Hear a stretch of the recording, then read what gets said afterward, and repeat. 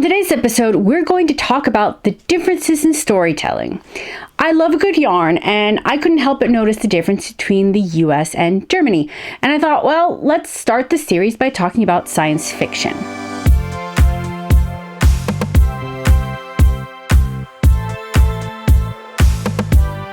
Hello, Lieblings, I'm Mari, science fiction and fantasy author who's been living in southern Germany since 2014. So I was inspired to do this series because I got a lovely comment from someone who had noticed my copy of The Neverending Story behind me and asked me about my thoughts on the differences between German and American storytelling. It is a topic I had wondered about for a while, and I have noticed a difference, especially in film, and also because my husband and I discuss said films as we watch them, and we do notice a difference, even with our own perception of the same story. Originally, I was going to make just one episode, but as I wrote the script, I discovered that it was a topic that would require more than one episode. So today, we're going to dive into science fiction. I would also like to note that I may not note every American or German film or TV show that fits this trope or genre. I could be very wrong about something, and because I didn't study film, guys. Sorry, I studied biology and Spanish. Okay, I mean, I know storytelling, fine, because I'm a writer, but film genre films in general is a very, very, very, very big topic. There are, obviously full channels that cover this. So me trying to cover the same thing in a few episodes, I'm going to miss something. So let me know in the comments if I have missed a film or show or something, because I do love learning about this topic. And as much as I have tried to research it, I know that the American and German film industries have very long histories, and there's a huge chance that I've missed something. And also no name calling, please. Keep it civil. So, science fiction. What was interesting while I was researching this topic and looking up a list of German science fiction films, there were a few movies on there that I had originally pegged as American, like Cloud Atlas, The Lost Future, as well as V for Vendetta. I guess that means my husband is right. The Neverending Story is technically a German film since it was filmed at the Bavarian Film Studios in Munich. Don't tell him I said that. Anyway, to keep things as simple as possible, I want to focus on German science fiction, specifically produced through Netflix, because I haven't really seen any other mainstream German studios produce science fiction in recent years. But I could be wrong, and if so, please let me know. Also, I am comparing film and television media science fiction because it is different compared to books, and you will see what I mean once we actually get going. So let's start from the beginning. What actual German science fiction shows, movies, films are out there? Well, I've already done an entire video on my love of Dark, but also on this list we have Biohackers, Tribes of Europa, and Freaks, You Are One of Us. But what are these shows about? Dark tells the story of the aftermath of a child's disappearance and follows characters from the fictional German town of Winden as they pursue the truth. Throughout the 3 seasons, the viewers follow connections between 4 estranged families to unravel a sinister time travel conspiracy which spans several generations. The series explores the existential implications of time and its effect on human nature. It is literally one of the most perfect time travel shows, in my humble opinion. Granted, you can't go wrong with the Back to the Future trilogy on the American side, but Dark is more thriller, while Back to the Future is comedy. Yet both do question the implications of time travel. If you have seen both, which is your favorite, and why? Next on the list, we have Freaks, You Are One of Us. Freaks is a German superhero film about a waitress named Wendy who discovers that she has latent powers that had actually been suppressed by pills throughout most of her life. One thing I really like about this film is that you have a superhero who discovers and learns their powers as an adult. Wendy is not only a teenager, she's a mom. Most superhero films follow them as children growing up with their powers, like Clark Kent in Smallville, or they discover their powers in their teens through puberty, and this is also very common in literary fantasy fiction. So it is a nice subversion of the trope to find your hero to be one with a mortgage while trying to manage new powers. This film sort of fits somewhere between sci-fi and fantasy, but it's a bit of a stretch. But I did want to bring it up, and that's why it's in this episode. Next on the list is Tribes of Europa. This series is a dystopian story that's set in 2074. Three siblings set out to change the fate of Europe after a global catastrophe causes the continent to fracture into dystopian, warring tribal microstates who vie for dominance over other states. The siblings get caught up in the conflict when they come into possession of a mysterious cube. This is a dystopian that's kind of reminiscent of Divergent, The 100, or even Revolution and Hunger Games. Especially with this whole dividing camps of using technology versus no technology. But I've only watched bits and pieces of this, so I don't really have much of an opinion. But if you have seen it, what are your thoughts? And lastly, we have Biohackers. Mia Akerlund is a medical student at the University of Freiburg, where she meets Jasper, a talented biology student, and Niklas, his somewhat strange roommate. She is very interested in biohacking technology and becomes involved in the world of illegal genetic experimentation. Mia is also trying to investigate the cause of her brother's death.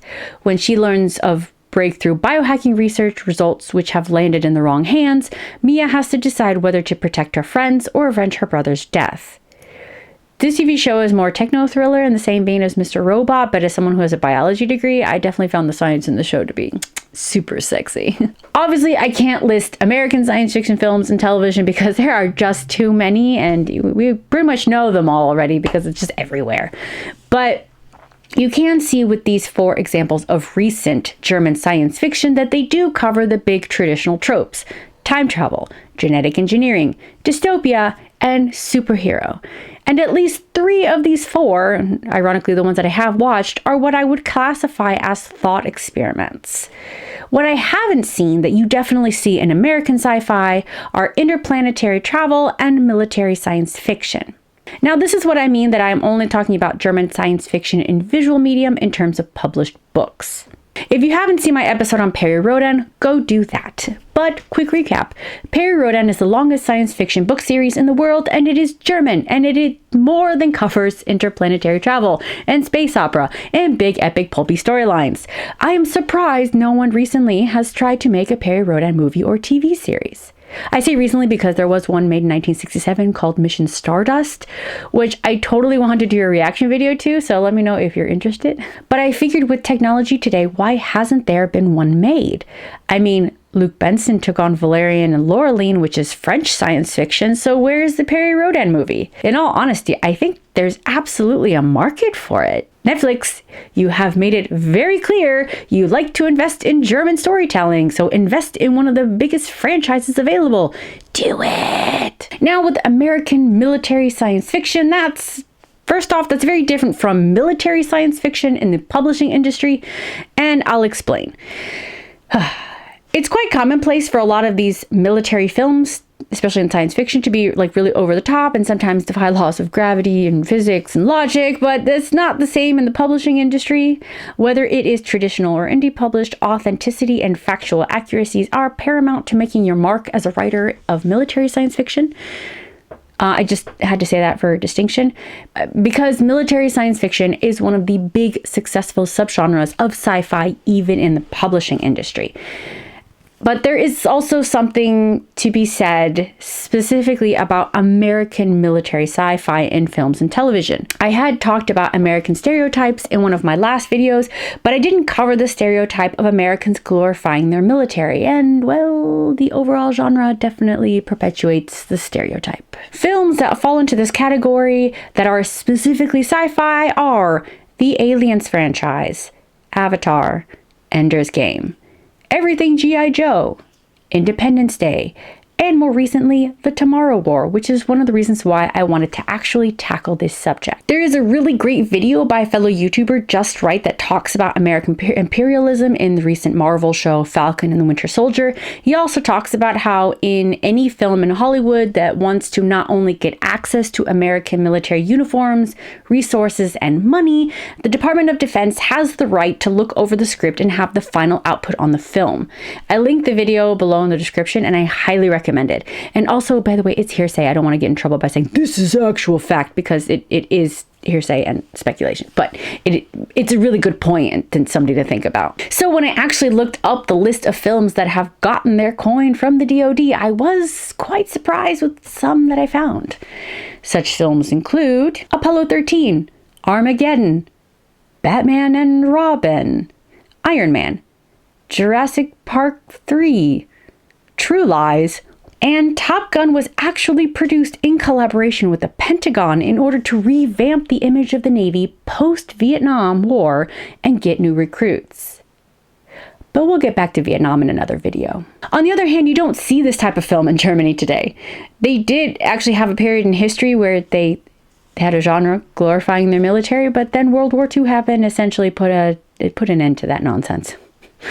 I mean, okay, so I'm not trying to say they're exactly the same. Goebbels' propaganda machine is not the same as using the military to fight dinosaurs. And while Top Gun was all about revamping the image of the Navy and getting new recruits, I watched it for the volleyball match. You can be my wingman. Anyway, they're not the same, but there's obviously some similarities in regards to the whole like recruiting bit, but you see what I mean by it. I mean, overall, in terms of storytelling, there are big tropes that you find that are pretty similar across the board between American and German sci-fi. I do see German sci-fi on the screen being more thought experiments compared to the big swashbuckling adventures that you see in American sci-fi, but like I said earlier with Perry Rodan, they have it as well. And also, before I go, I also have to remind you, dear viewers, how current science fiction films today get their visual influence from the 1927 German film Metropolis. There is a great video by the YouTube channel 100 Years of Cinema that covers Metropolis and its influence on how science fiction looks today. I'll make sure to also link that in the description below. It's all connected. So what do you think? What are your thoughts on science fiction in general? What's your favorite? Do you prefer to read sci-fi or do you prefer to watch it? Let me know in the comments below. And that's it. Thank you so much for joining and supporting me. If you're new here, please consider subscribing and give this video a thumbs up. Please leave me a comment if you have any questions or if there's a certain topic you'd like to see on this channel. If you want fun escapism, my space fantasy The God Queen and its sequel The Last Imperator are available in ebook, paperback, and hardback. I have all the links in the description below. If you sign up for my newsletter, you'll get a free short story as well as some behind the scenes goodies. And don't forget to connect with me on social media, whether it is through Instagram, Twitter, or Facebook. And that's it. Until next time, adi!